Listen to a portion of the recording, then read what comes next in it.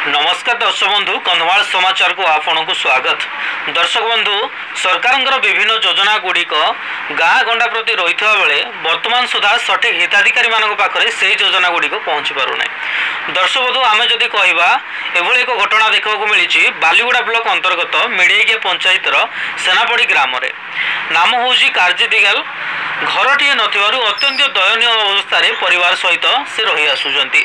माटी घर सहित भंगा टीण छपर करी रहउचंती। परिवार कहले 5 प्राणी स्त्री सहित 3 छोट छोट छुआ को नहीं रहउचंती। कार्जी दैनंदिन मजूरी करी परिवार प्रतिपोषण करुचंती। वर्षा दिने नाही नथिबार असुविधा सम्मुखीन होउचंती।